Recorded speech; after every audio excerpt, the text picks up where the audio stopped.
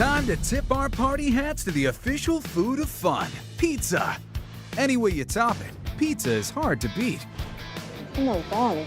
On a date, with a group of random strangers, or all by yourself, pizza means delicious fun. Cheese, the meat, just so flavorful. So settle in for a survey of slices so awesome, they're off the pie charts. This is burning my hand, but I don't care. From A to Z, we deliver piping hot from Pizza Paradise. Just a few miles north of Paris, you'll find a true taste of Italy on the original Vegas Strip. Welcome to Pizza Rock in downtown Las Vegas. And when the pizza's rockin', Sin City comes a knockin'. Pizza Rock! There's nothing quaint about this 185-seat pizzeria. The music's fun, the vibe is fun. You don't get this at a regular pizza place. First thing you see when you walk in the door, huge truck just covered in flames. It's like a nightclub, but they serve awesome pizza.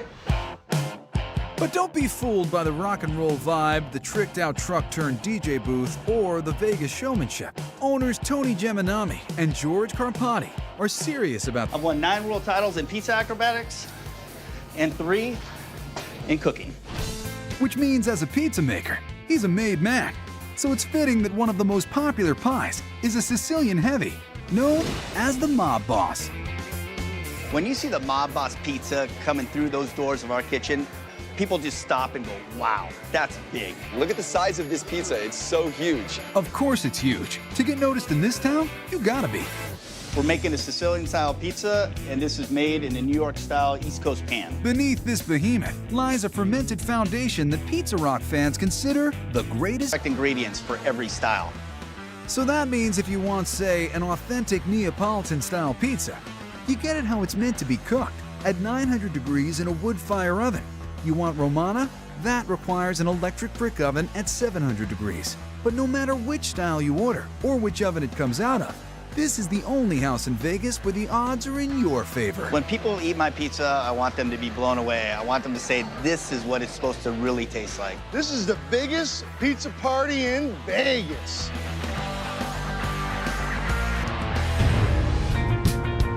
The quest for the perfect pie continues, this time in a little neighborhood in Brooklyn. I'm Paulie G, and this is Paulie G's Greenpoint Pizza Joint. It's friggin' good. What can I say? Brooklyn has the best pizza in the country, and this is the best pizza in Brooklyn. There's no doubt about that. Paulie may run a pizza mecca now, but he started out small, right in his own backyard. I decided that I wanted to open up a pizzeria, so I built the pizza oven at home. And we built the oven in 2007. I made my first pie Thanksgiving Eve, and rolling ever since.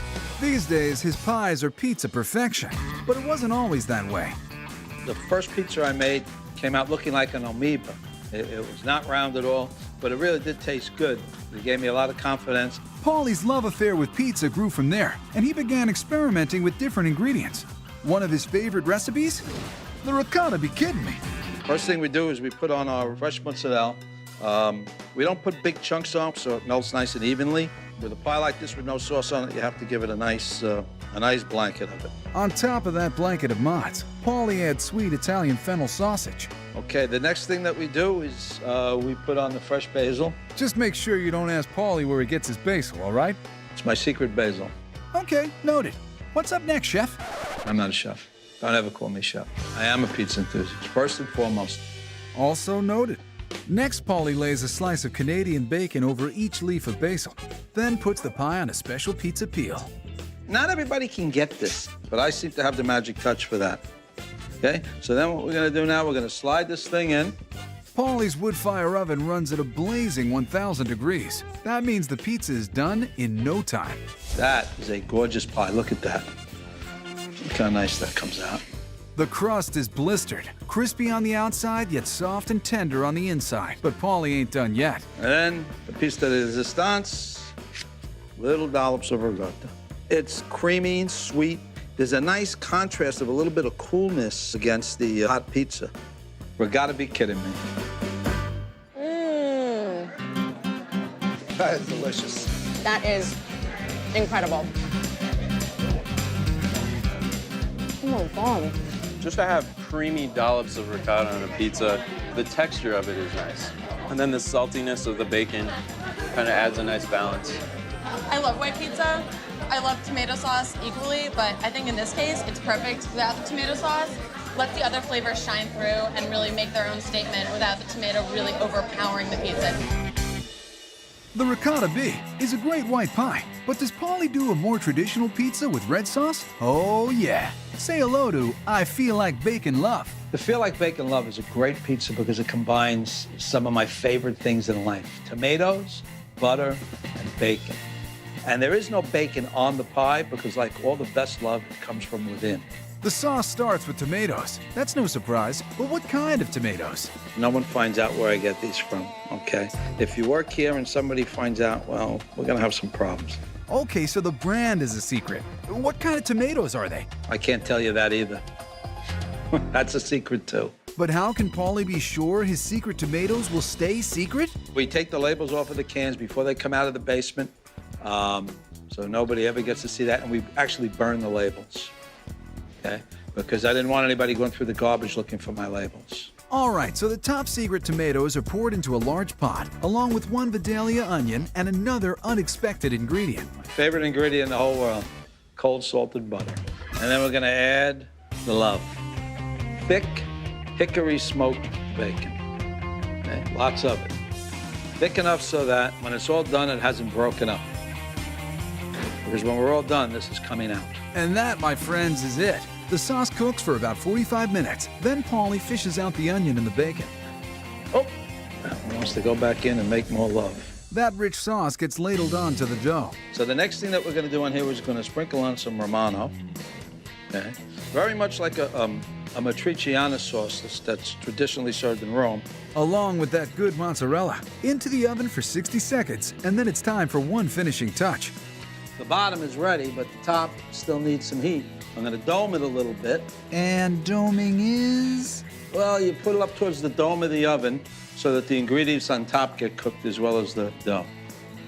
Okay, the very last step here after it comes out of the oven is to finish it off with some milled black pepper. Not too much, don't overpower it. There it is, Feel Like Bacon Love. Oh my God, this is worth it. Oh my gosh. It's really smoky, but in like a really crispy bacon way. I can definitely taste the bacon. It's amazing. I'm glad I'm not a vegetarian. Have you heard of the Anna Pizza down in Baltimore? It's so good, it might inform some major life decisions. I don't know who Anna is, but I got a marriage proposal for her. I want to marry Anna.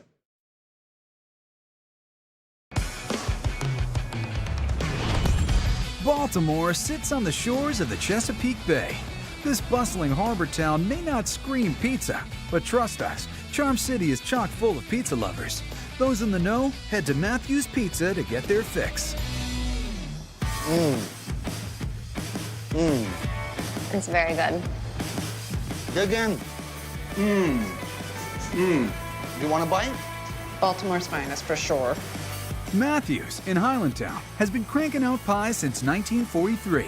Jesse and his nephew Chris bought it about 20 years ago and have stayed true to all of Matthew's original recipes, like these deep dish double stuffed showstoppers. Oh man, you gotta be kidding me. I have 3 words for you. Only at Matthew's. Straight up, you have to try this pizza. It is the best. That pie may be the best, but we are in Maryland after all, and Maryland means crab.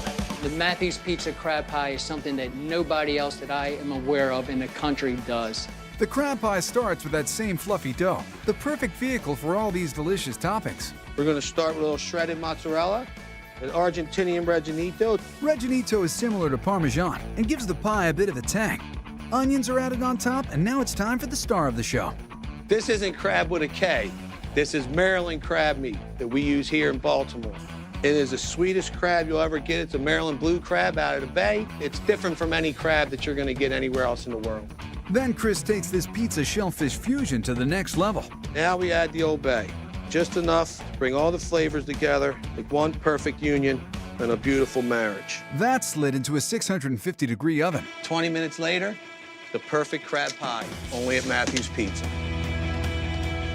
Best damn pizza in Baltimore and the best damn pizza anywhere. So if you want a true original, head to Baltimore and grab a slice at Matthew's.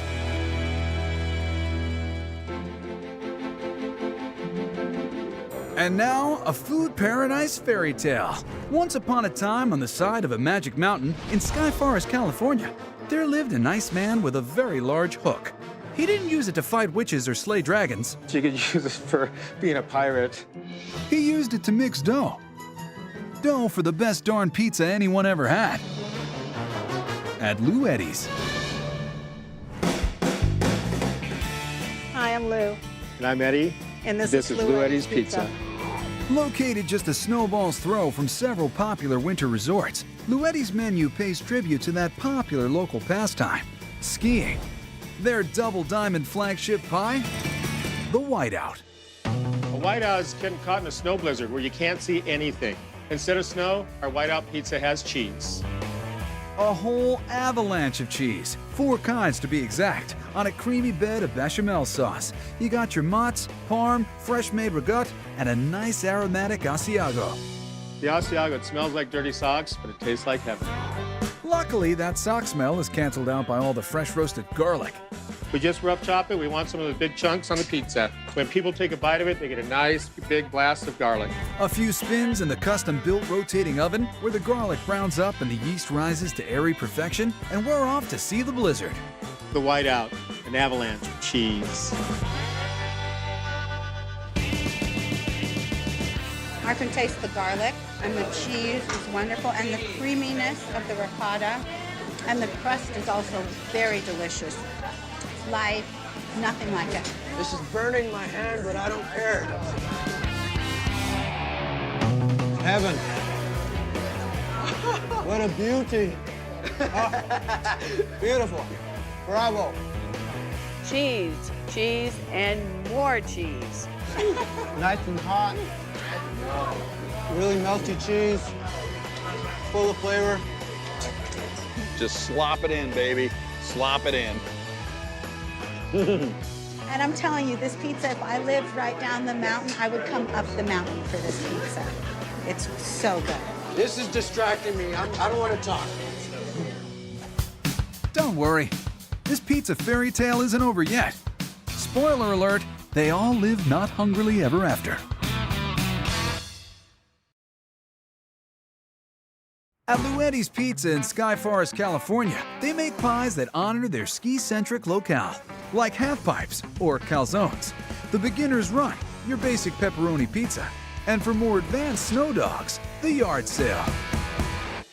But the pie closest to owner Eddie Hillary's heart is the one that honors the flavors of his East LA roots. Baja Fiesta, it's a party on a pie. Who's on the guest list for this fiesta? Spicy barbecue sauce, fire-roasted chicken, an array of colorful peppers, yellow poblanos, green jalapenos, and fresh chorizo, made by Eddie himself. There goes that avalanche of cheese. Aye, Papi, this spicy pie will defrost you pronto. The Hispanic influence is very apparent, from the chipotles to the chilies to the chorizo to the barbecue sauce with the chipotles in it. And that's our Baja Fiesta pizza. It's ready for the oven. That's amore, Southern California style. The meats, they're all spicy. Cheese is perfect. I love kind of the smokiness of the chipotle and that spiciness of the peppers, and then you have that homemade chorizo and the chicken. It's just a great blend of all the flavors with the cilantro on top.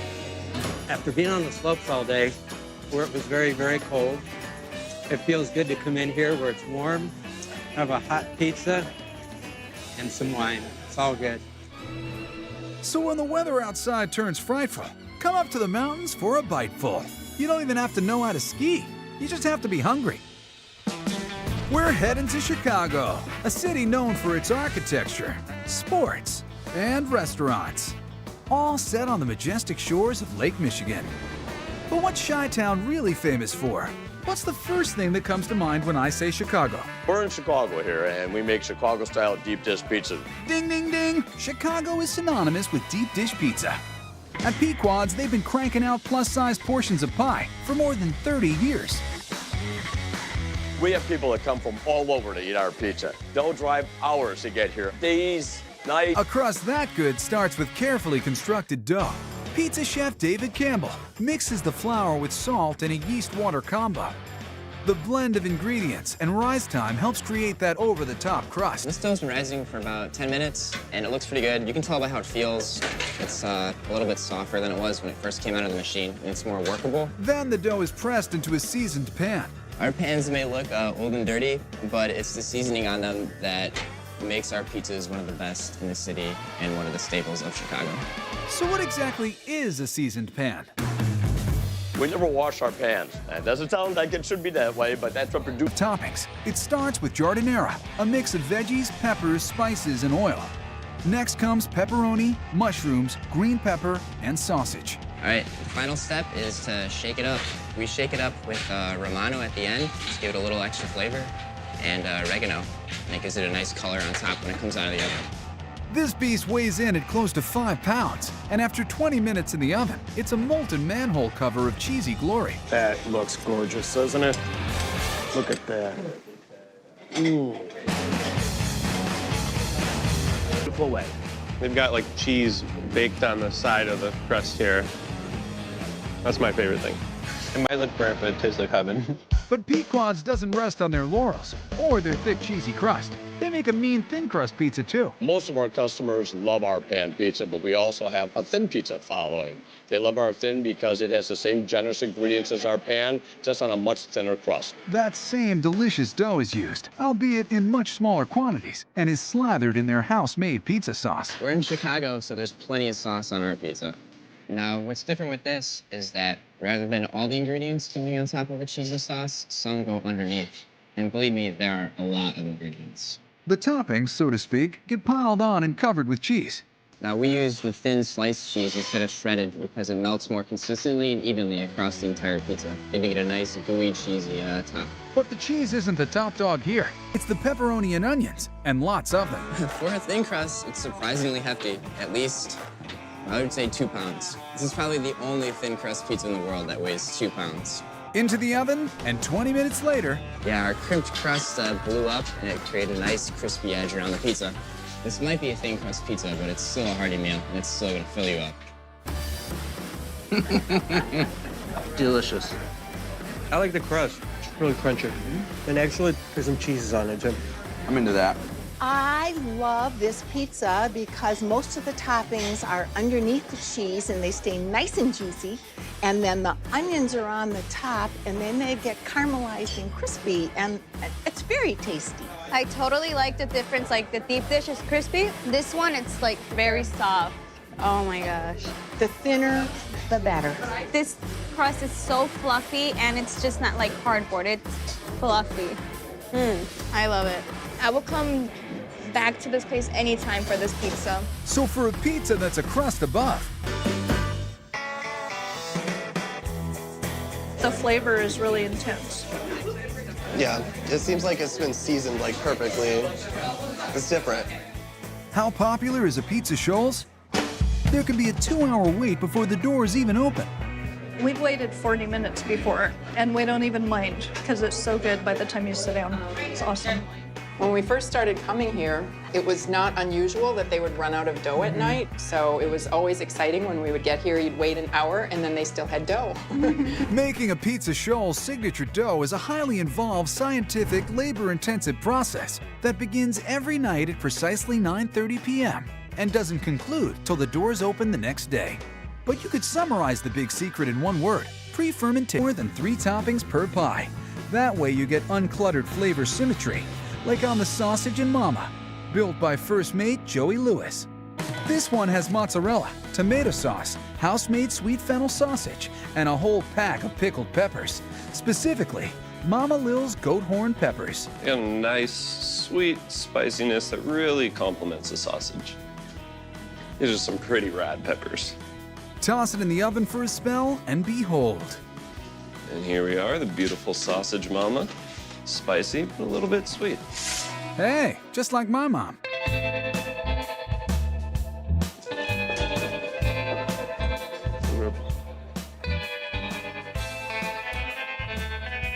Chewy, crispy, homemade. The sausage is homemade. I have been to great pizza places that are really, really good. Always, this is my favorite. It's the best from Portland. The best. High praise indeed. Please, Brian, tell us your favorite eating sweatpants on, because we're heading to Minnesota for what may be the ultimate comfort food pizza.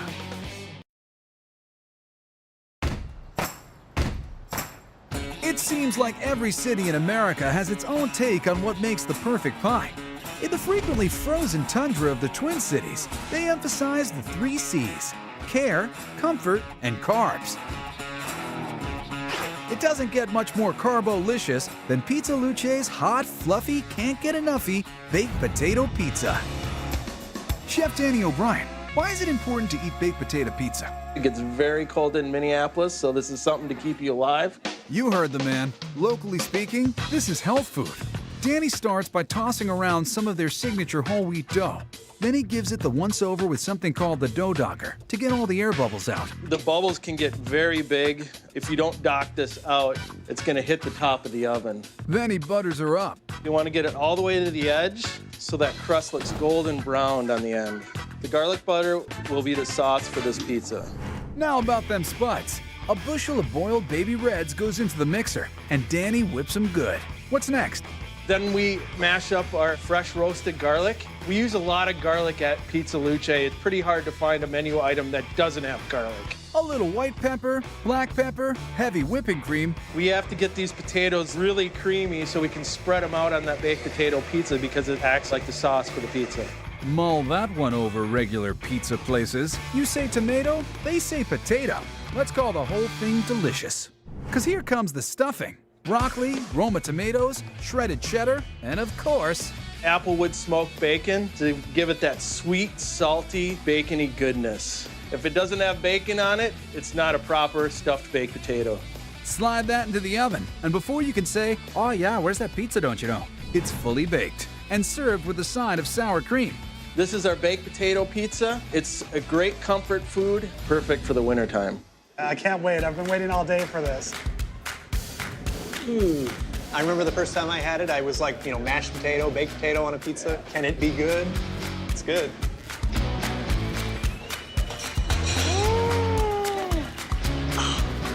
Good bite. Good job. You love it?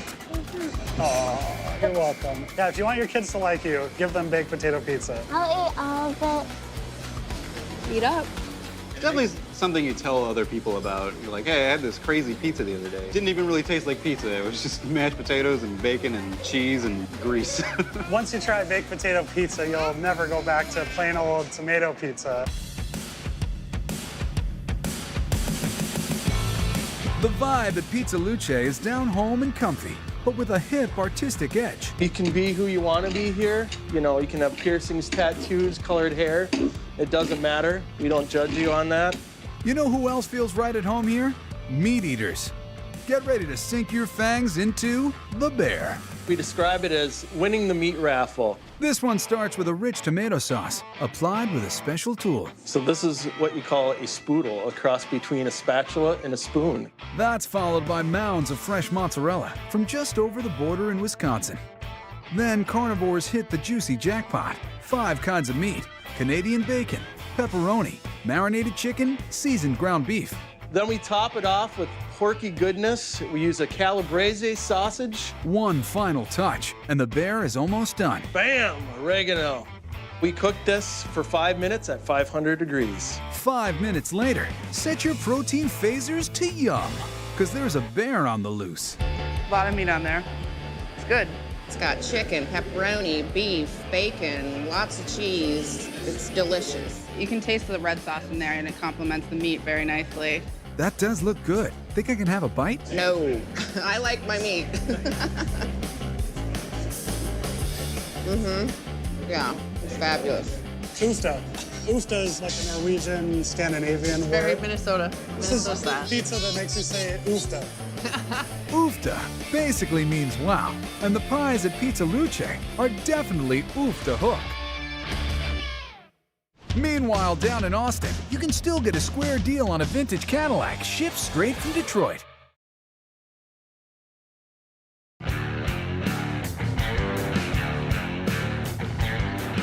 Think you know every style of slice there is? Well, deep in the heart of Texas, on the back patio of a bustling beer joint called Craft Pride, they got a new one for you. Detroit-style pizza. Made by two Motown brothers at Via 313. What makes a Detroit pizza different from, say, a New York style? For starters, they're square, not round, and they're topped upside down. Take a look at the edge of this. See how brown that is?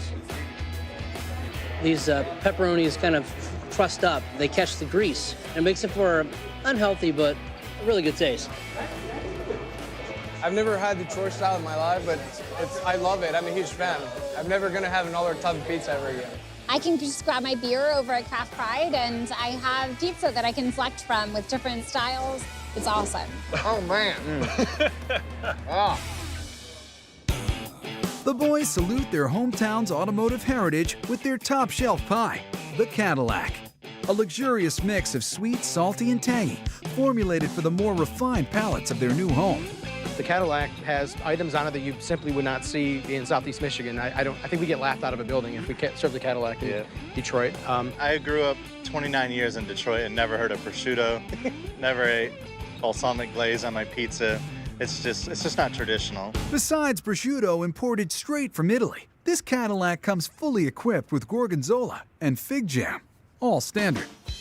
So next we're gonna grate some fresh Parmesan. This is just to add a little bit more salty and nutty to the Cadillac. Finally, Brandon details it with some sweet and tart balsamic glaze. It really just ties everything together. Cut it into quarters, and it's time to hit the highway. And that's the Cadillac.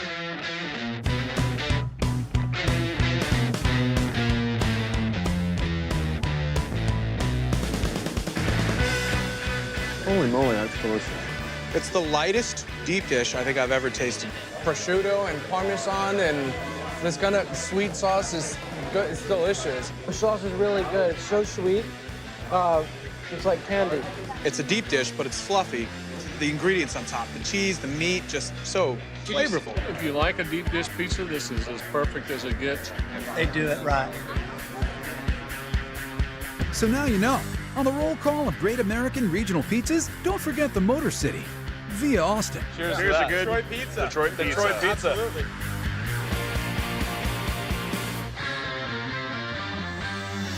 Time to close the box on this pizza party, but something tells me it won't be long before we're back for more. That's how it is with food this good. It's hard to hold back. Any way you slice it, pizza is one of life's greatest pleasures. Oh my. That's so good. They're the food so beloved. They're not just something to eat. They're savory symbols of local pride. This is the taste of New Orleans, 100%. Cincinnati's hometown dish. Certain dishes have a way of capturing the essence of their home cities. And this is one of the best Chicago dogs I've ever had, and I've had a lot of them. Forget about it. That's the best pizza in the city. One bite, and you know you're right where you belong. Best taco in San Diego.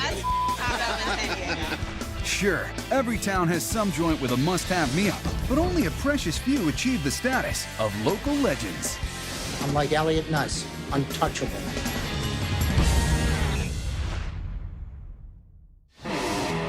Our salute to heroic hometown dishes begins in the Windy City.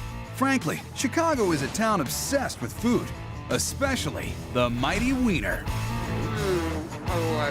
I had to have a last meal. It would be a hot dog. For one of the best dogs Chicago has to offer, make the pilgrimage to Ukrainian Village, home to Fatso's Last Stand. In my opinion, this is one of the best Chicago dogs I've ever had, and I've had a lot of them. This is a perfect Chicago dog. It's the truth. Can I take another bite now? Chicagoans are renowned for their love of the all-beef frank.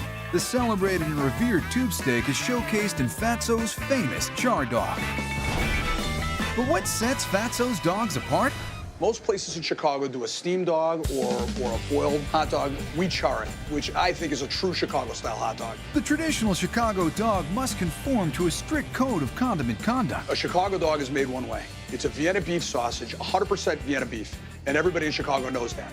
It goes on a steamed poppy seed bun, and it's topped the same way. 7 ingredients go on that Chicago-style hot dog. 7 and 7 only. But there's one thing that never goes on a Chicago dog, no matter what. Can I get ketchup? When somebody walks into Fatso's and orders a char dog with ketchup on it, immediately I know they must not be from Chicago. Where are you from? Cleveland. Cleveland. Nobody from Chicago would do that.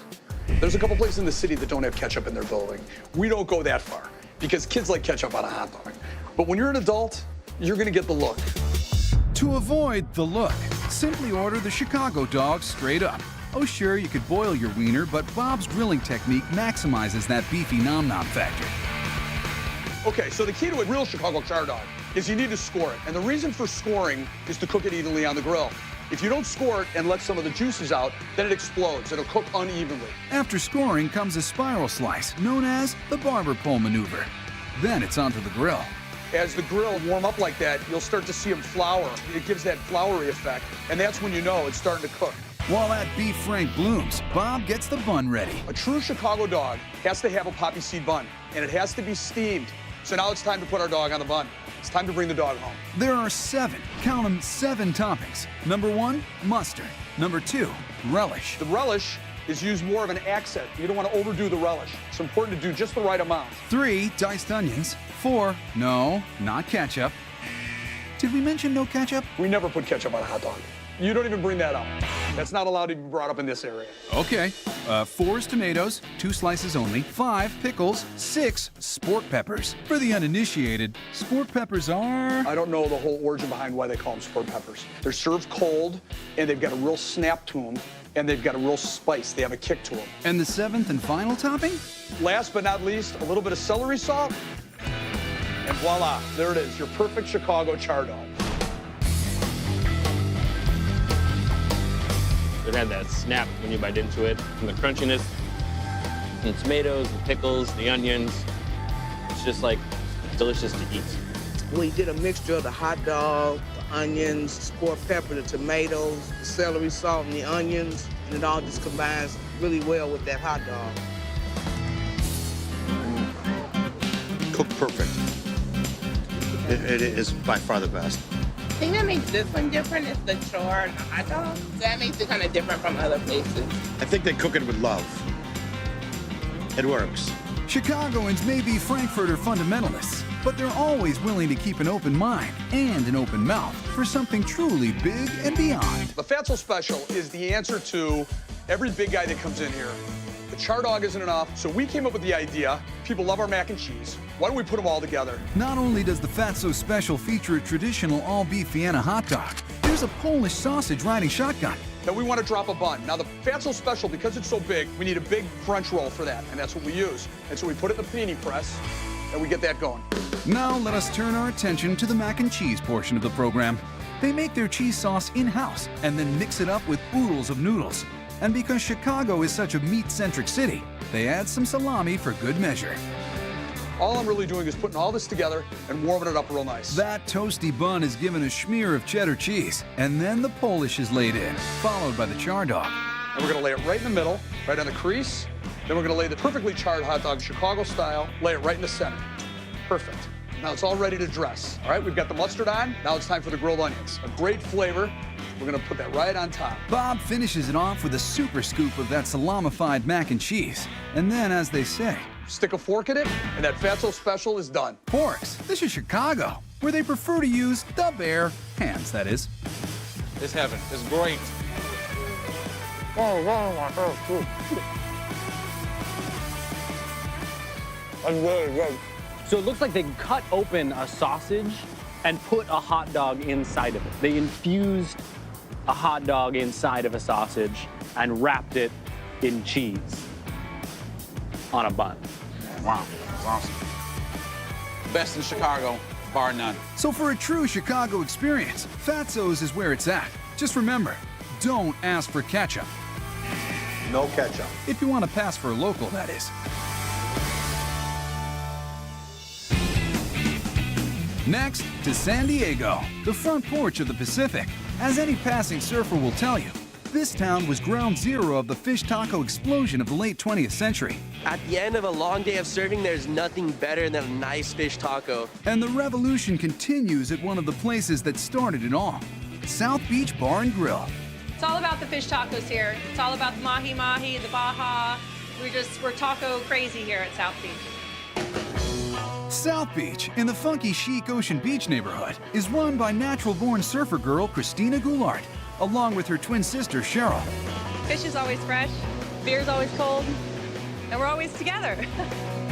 Nothing tastes better after a day in the water than a pint of local crafty and some styling SoCal seafood. So hop in your flip-flops and have Christina whip you up the perfect après surf treat, the Baja Fish Taco. I think people are addicted to our fish tacos. I don't want to leave. They're gonna have to drag me out of here. There's actually counseling that we have on the side for them. You gotta make sure you get your hair out of the way. Surprisingly, it stars a fish from an icier part of the Pacific, Alaskan pollock. It is a white flaky fish, super good for our fried fish taco. So we're gonna take it, we're gonna dip it in the tempura batter, get it all nice and gooey, and we're gonna deep fry it here. I like to let it swim in here a little bit before I let it go. Catch and release never tasted so good. But it's gotta be tricky to transform that simple fried fish into a local legend. This isn't a complex process at all. It's a pretty simple fish taco. What's next is we're gonna put this tortilla down, get it a little warm. We're gonna melt some cheddar cheese on here that we freshly shredded this morning. The dress code is pretty loose at South Beach, except for the tacos. They get decked out daily in only the finest shredded purple cabbage and fresh salsa. The salsa fresca is house-made every morning. It's very important to have fresh salsa, very important to have fresh ingredients. Christina's not kidding.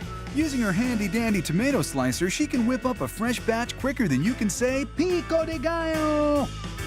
Slather it up with a little super secret SPF 45 white sauce. And here it is, home of the world's best fish taco. You had me at deep fried.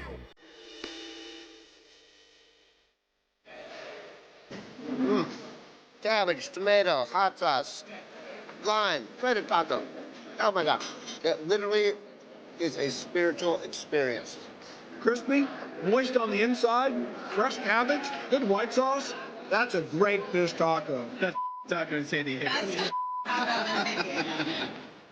They put this creamy white sauce on here, and it's really a complex white sauce. It's got lots of different flavors in it. I don't really know what's in the white sauce, but it's really, really good. That white sauce really does tie the whole thing together. Surprisingly different, yet strangely familiar. There's no way Christina gives up that secret. Our white sauce is a buttermilk ranch. Not very fancy at all. Huh. Well, I'll be darned. Simple really is better. Maintaining that perfect beach body means sometimes you gotta opt for grilled over fried.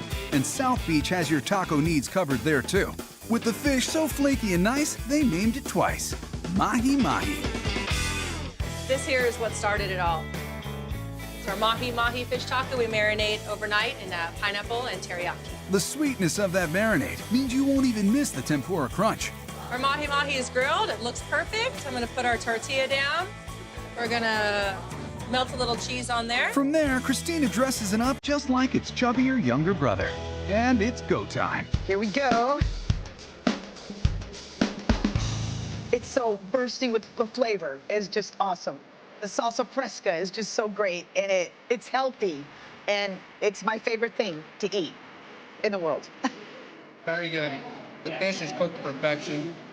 Perfect amount of crunch with the salsa and the red cabbage in there. The fish taco is built perfectly. You got a little bit of the tomato and the cilantro on top. The fish is out of this world.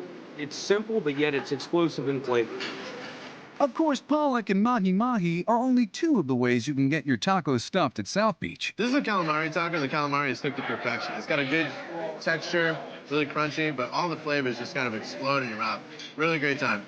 Unbelievable. So many flavors, perfectly grilled, very moist and tender, and really, really good taco. Unreal. South Beach has discovered the key to happiness. Step 1, move to San Diego. Step 2, eat fish tacos. Best fish tacos in San Diego.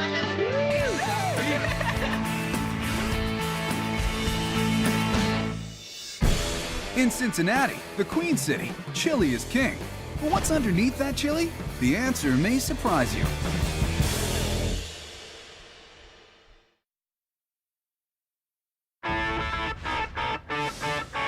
Next stop, Cincinnati, for a hometown dish you may never have heard of, but won't soon forget. For chili and spaghetti? Then chomp on Southern Ohio's take on the chili dog, cheese conies. It's not like any other chili dog you've ever had. It's probably one of the best things I've ever eaten. These are called cheese conies. They get hot dog bun, mustard, chili, onions. Then the whole thing is hidden under a dump truck load of cheese. Mmm, delicious. We get that cheesy flavor, with that like kind of spicy, sweet Cincinnati style chili. It's a Cincinnati staple. Texture of the cheese, the texture of the chili, and the contrast and flavors, that's how it needs to be. So good. It's that mix of flavors just comes right through in that first bite. You gotta get everything in the first bite. This is like the best thing I've ever had in Cincinnati. Let's just say that. The people have spoken, and they all agree that Pleasant Ridge Chili is a local legend. Cincinnati, Ohio, 513, y'all. Seriously, Dan, how do you do it? I have Cincinnati chili running through my veins.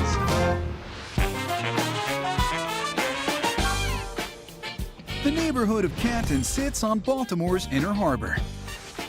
Any seafood joint that's a stone crab's throw from the Chesapeake Bay has to have some tasty crustaceans on its menu. But if you want a genuine Maryland crab experience, then look for the Lighthouse and get ready to chow down at a Charm City classic. My name is Chris Hannon. Welcome to Bo Brooks. Bo Brooks has changed hands over the years and even moved locations once or twice. But one thing that hasn't changed is their obsession with crab. Bo Brooks is a Baltimore institution, specializing in steamed crabs, carrying on something that started a long time ago in a little tiny bar in East Baltimore. At Bo's, you can relish sweet Maryland crabs any way you like, from steamed and seasoned to their amazing softball-sized jumbo lump crab cakes. Delicious. Best crab cakes ever. Best. The oversized crab cakes start with an equally oversized bowl, helmed by petite chef Mary Ann Connell. Whole egg mayonnaise is the beginning of our crab mix.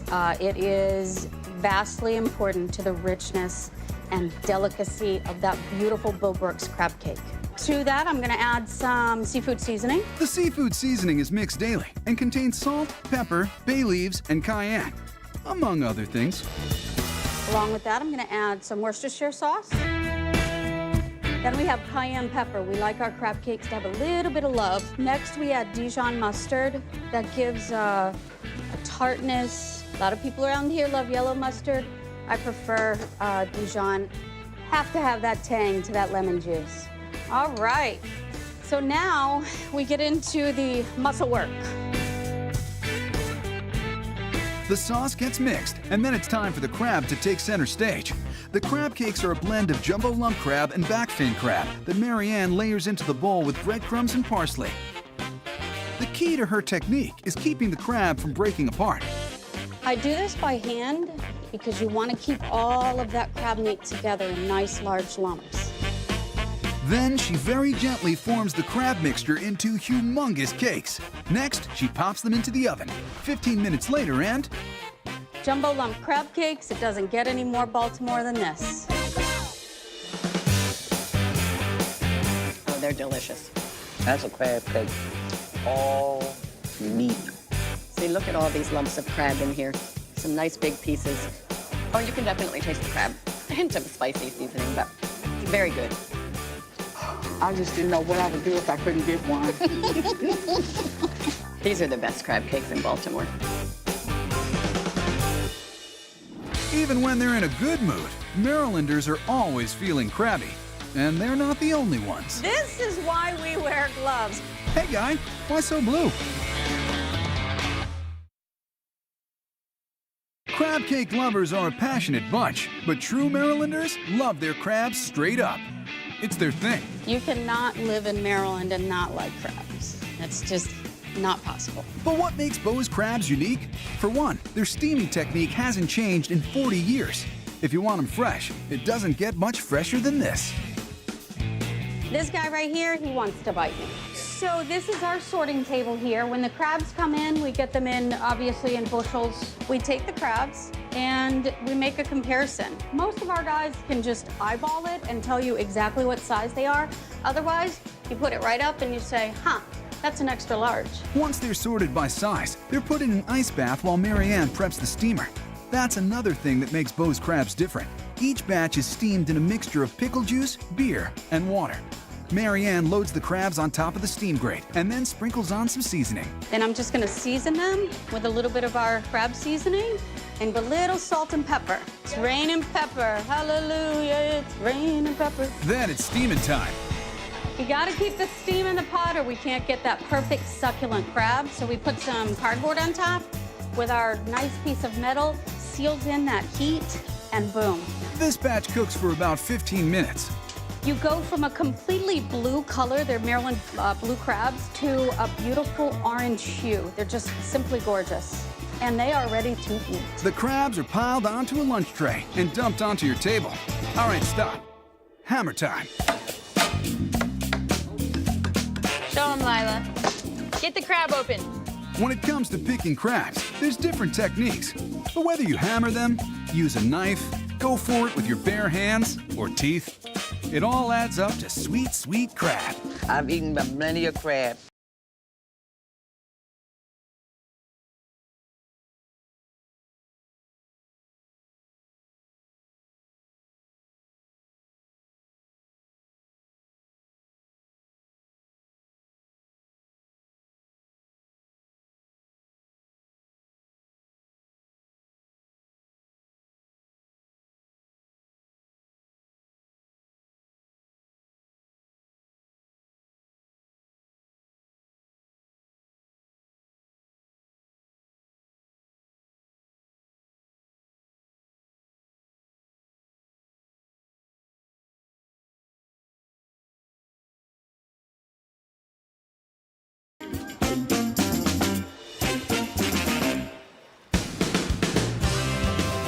Down in Georgia, the term Southern Fried isn't just an expression, it's a way of life. And there's one historic spot in the dirty South where folks always clean their plate. We're in Atlanta, Georgia at the Busy Bee Cafe where we're always busy and always blessed. The fried chicken here is so juicy, so crispy, so perfectly golden brown. One bite and you'll be like, Colonel who? Owner Tracy Gates uses her grandma's time-tested method, but with a modern twist. My grandmother would fry chicken in a cast iron skillet, and she would cover it so the steam could penetrate the chicken and make the chicken moist and juicy. And trying to duplicate that with technology, modern technology, and we've been able to do that with pressure frying. But let's back up to the beginning, where all that flavor soaks in. Here comes the brine. Our brining process consists of a salt base with several different seasonings that are added and blended in with the chicken, and it's allowed to brine for 12 hours because it seasons the chicken to the bone. Then it's out of the brining pan and into the flour. We'll start with the seasoned flour, which we've just added all of the seasons, the garlic powder, the onion powder, the black and white pepper. We do not use an egg batter or an egg wash or flour wash or anything like that. We just dredge it in flour like you would do every day at home in the South. Next, the birds are boarded into the pressure cooker, Tracy's souped-up version of Grandma's skillet. My grandmother would have loved cooking chicken in the pressure fryer. She would have cooked more chicken. The Busy Bee fries in peanut oil, which gives you that golden crispness without all the grease. And that's how you make a legend. Voted Atlanta's best fried chicken. Come get you some. This is some good chicken. Not only is it crispy, it is so moist. The perfect blend of spices and crunchy fried chicken. The crunch is the key. It is flavored all the way through. And I love the Busy Bee chicken. So good. Oh my goodness. I think it might be better than my grandmother's fried chicken, but you better not tell her. God rest her soul. She'll probably come out of her grave and kick my butt. I would say it's almost as good as winning the lottery and getting a date with Beyonce at the same time. You can taste the chicken, the flavor all the way through the chicken. It's really juicy, it's tender. That's what I really like about it, it's really tender. Oh yeah, when I'm eating Busy Bee's chicken, yeah, I mean, it feel like I'm loved. Who chicken do you like better, mine or Busy Bee's? Busy Bee's. Busy Bee's chicken. It's just the all-around perfect piece of chicken. The Busy Bee was founded over 65 years ago by Miss Lucy Jackson. According to her grandson, it was a real one-woman operation back then. It was very difficult because she was one of the few black females they had at the restaurant. And it was in a predominantly rough area at that time. She was the cook, the waitress, and the bouncer. The place changed hands a few times over the years before the Gates family took over in the late 90s. Tracy's philosophy?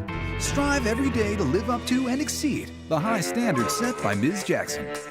This place is special because we're continuing a legacy, a tradition in Atlanta. So we're committed to what we do here daily. That level of care and commitment goes into everything they do, not just in their fried chicken, but in all the southern side dishes you can get in a classic meat and 2+ cornbread combo.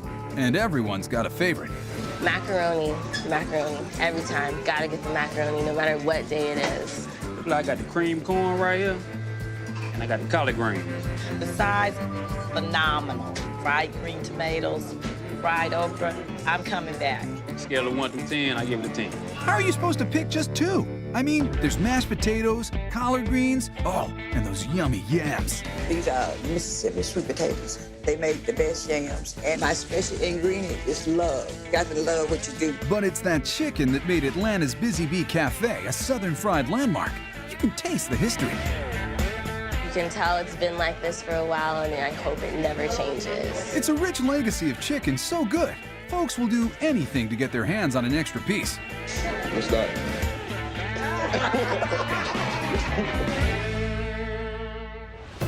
New Yorkers are passionate about what they say is the best slice of pizza in the city. If you're saying the best in New York, to me, that's the best in the world. For real.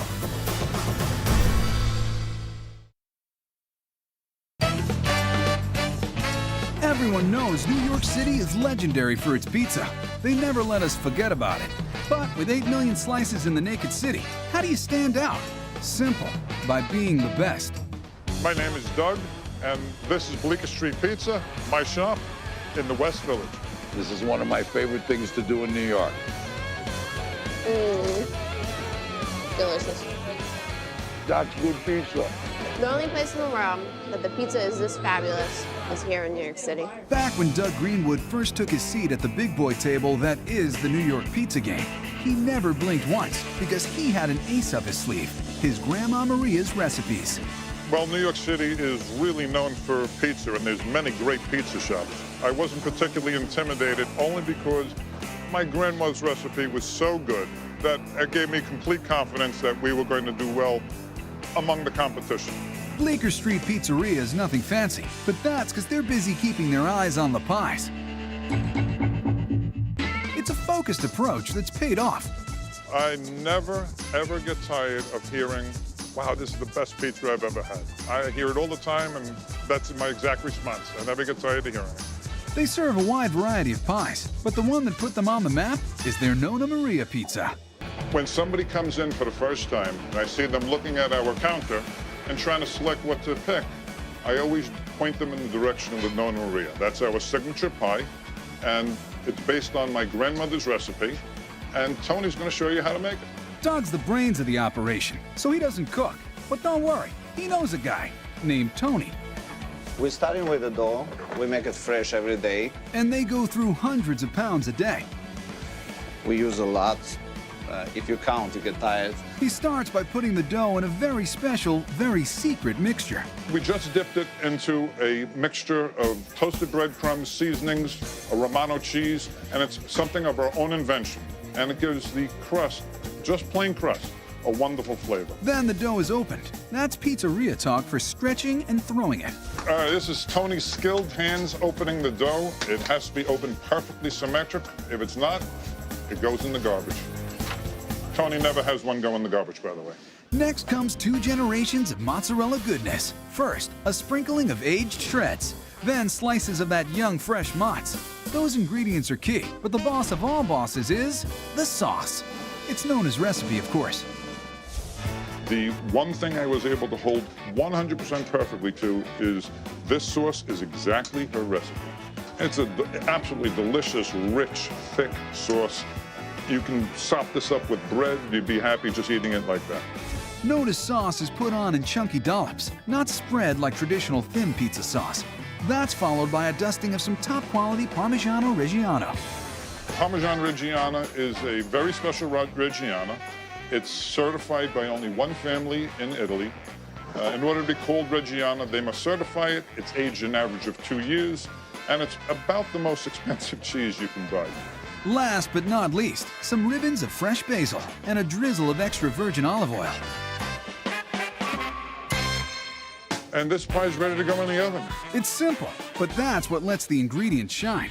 Wood-fired pizza may be all the rage these days, but Bleecker's is like, I've got your artisanal brick oven right here. 10 minutes later.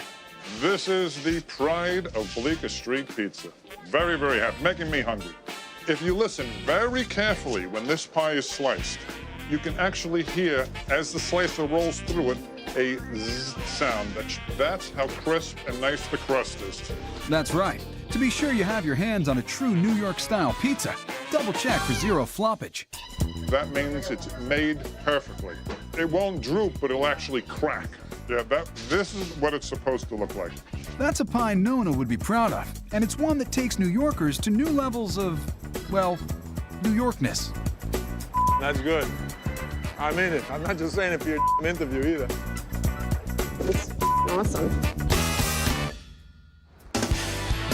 You want a bite? Oh my God. Fresh tomato sauce, chunks of tomato, mozzarella cheese, fresh mozzarella cheese, fresh basil on top. If you're talking about pizza, you're in the right neighborhood. If you're talking about the best slice of pizza, in my opinion, the Nona pizza is probably the best slice of pizza in New York City. Forget about it. That's the best pizza in the city. So for a legendary slice, hop on the subway or hail a cab and get yourself down to Bleecker Street Pizza.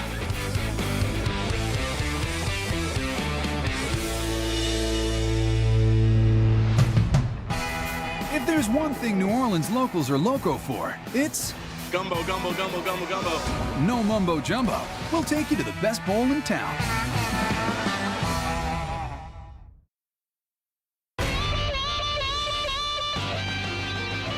Most cities are lucky if they have even one signature dish. But New Orleans? This town's got a whole giant pot full of them.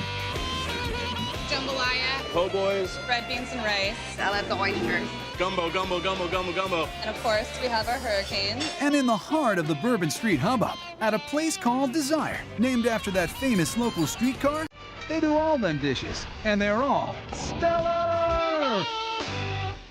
Some people think Bourbon Street is booze and boobs, but we try to give them a little more than that. Can't decide which bite of the bayou you want to try?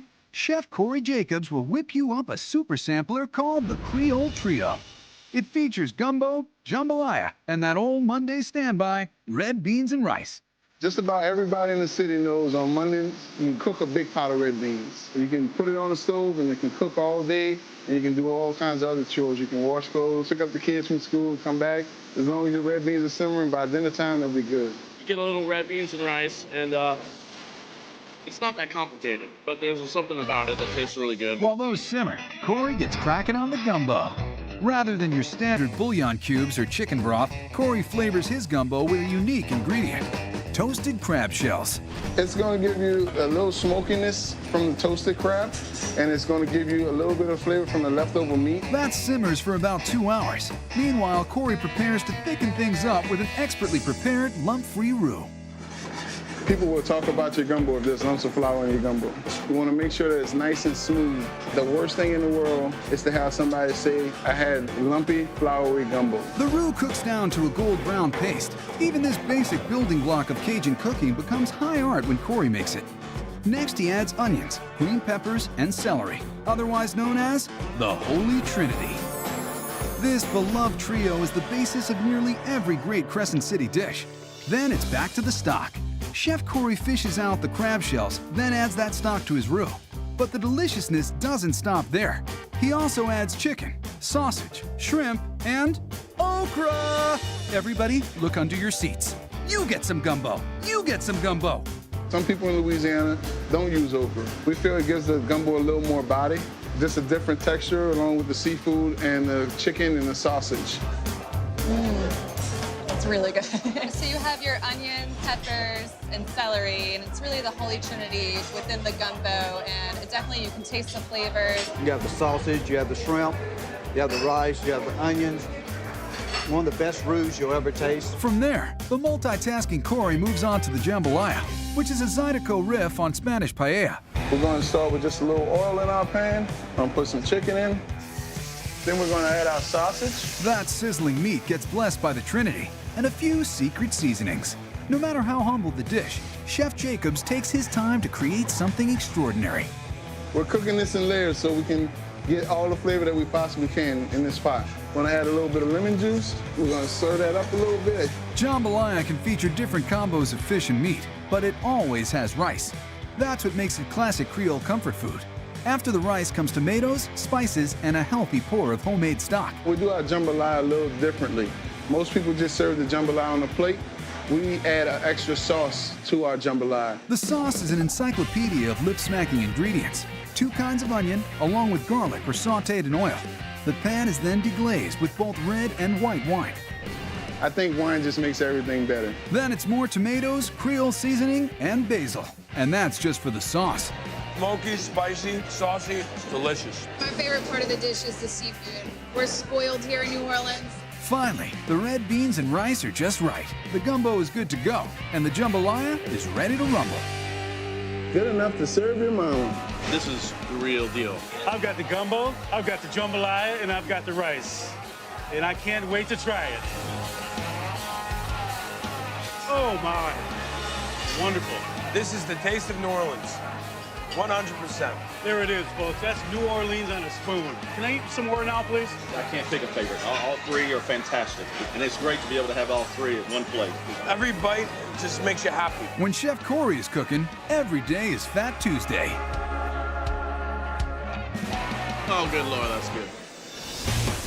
We're heading north to Philly for our next local legend, so now might be a good time to take a whiz break. Cheese whiz, that is. Yellow cheese is good. Don't be afraid of it.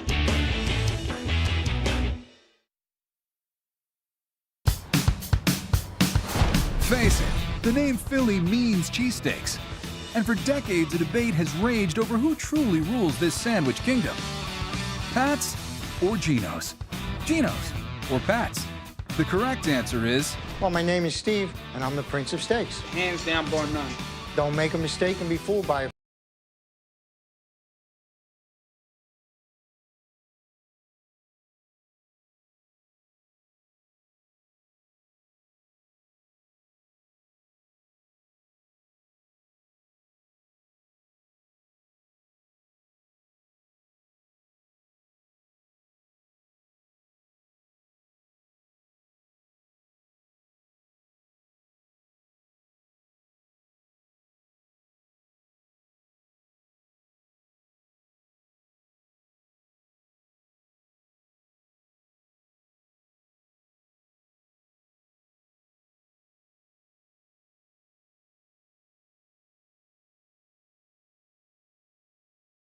And I lost you for the rest of my life. It's perfectly cooked. See, people don't know how to make Philly cheesesteaks across the country, but here at Steve's, I'll tell you what, they got it down. So how does one go about constructing this meaty monument? The first thing you do to make the steak is you get the roll, you put it on the grill to warm it up a little bit. While that soft white roll warms up, Steve deals out the steak. Nothing but pure domestic ribeye here. None of that cheap sirloin or, heaven forbid, something worse. We use only domestic ribeye. It is brought in fresh. It was walking around last week, it was a lot. And this week, it's on my grill. A lot of the restaurants use chopped, formed steak. If you wanted chopped meat, you should order a hamburger. You shouldn't order a cheesesteak. Watch how Steve loads that roll with slices like the true spatula virtuoso he is. You want it to be nice and even. So with every bite, they get their steak. You also want onions, but Steve doesn't do his onions in a big pile like some other places. From there, the onions, you make them in small batches. Never pile them up because they dry out. They're not crisp. These onions will be crisp, but sauteed. Locals agree. Them cheesesteaks are brotherly love at first bite. But the type of cheese you choose is an intensely personal decision. Whiz is where it is, but American's where it's at. You know, it depends on what you like. It can't be the best unless it's your way. Yellow cheese is good. Don't be afraid of it. I'm the Philly girl, but I'm the weird one out because I still like provolone on my cheesesteak. Everybody knows that if you're gonna get a cheesesteak, you gotta do it with whiz. That's the classic. Provolone is cheating. No one does that. I don't care what anybody says. I'm the Philly girl, so I'm gonna do it my way. It's so good. What cheese is on your sandwich isn't nearly as important as where it is on your sandwich. We put the cheese on the meat. A lot of the places put it on the roll. Seeps into the roll. Doesn't help the flavor or the taste. We put it right on the meat. We make sure that it covers the entire sandwich so it's evenly distributed. This is it. This is the best in Philly, and if you're the best in Philadelphia, you're the best in the world.